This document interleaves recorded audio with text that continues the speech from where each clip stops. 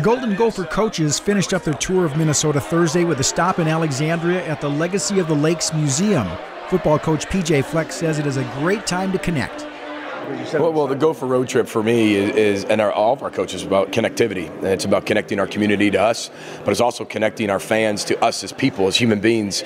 We have a lot of fun on these road trips. You know, I mean, we all get a chance to get up there and speak and kind of razz each other here and there, but they get to really see our personalities, not just the coach side of different things. And they get to be able to ask us questions. We walk around the room, shake hands, and just be around people who might have concerns of the program or have questions or have comments. And it really just connects people, and that's what this is all about.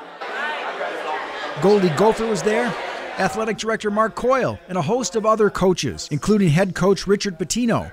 Pitino talked basketball and a little boating, having been out on Lake Darling earlier in the day. You know, it was great. We had a little time to kill, and so fortunately we were able to get out there. Beautiful lake, calming. A lot of beautiful houses.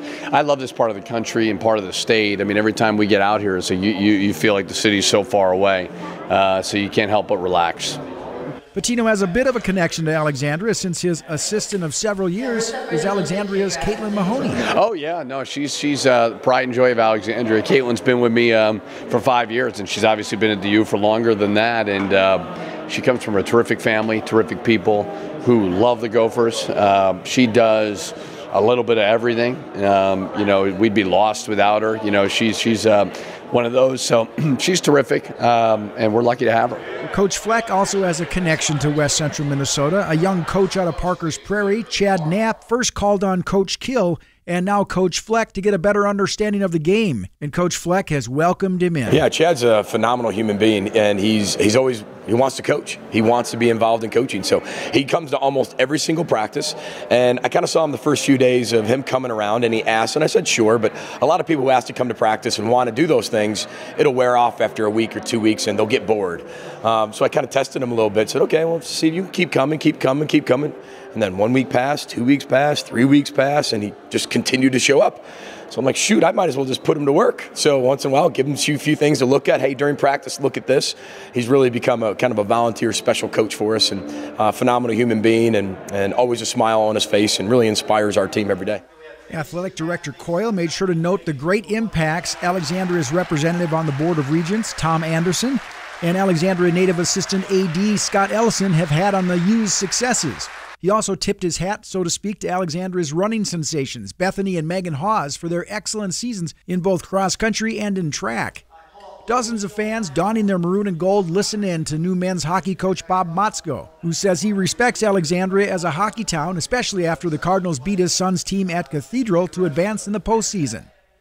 The coaches appreciated the opportunity to mingle with the people of Minnesota, but they also seem to cherish their roles as leaders of people, not just players. You can't lose sight as a coach that your 13, 14 players they're in really, really important parts of their lives. And that's why I like college basketball, is because you're getting them at a point where you can teach them how to, maybe it's go out to eat and sit properly, or order, or sit in class, you know, job resumes, all those things, speak in front of a crowd.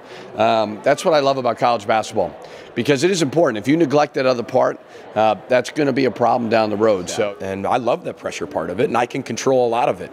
There's a lot of part of it I can't control, but what we can control is making our players better people. They're not perfect. They're not going to be perfect. They are going to make mistakes. But the way our program is designed, academically, athletically, socially, and spiritually, it's taught to make sure they have a life that's about serving and giving other people, and that they become elite in all 4 areas, and whether they win or lose. There's times coaches win 10 games and get fired. So expectations are always going to be there. Pressure is always going to be there. But the pressure to make that person a better person than just a better player, that's how we look at it. Better people will be better teams. Better teams win more games. The Legacy of the Lakes Museum seemed a fitting end of the tour for the coaches, especially for Coach Fleck, who is now synonymous with the term row the boat. And by the response from the fans, everybody here wanted an oar. For KXRA and the Voice of Alexandria, I'm Joe Korkowski.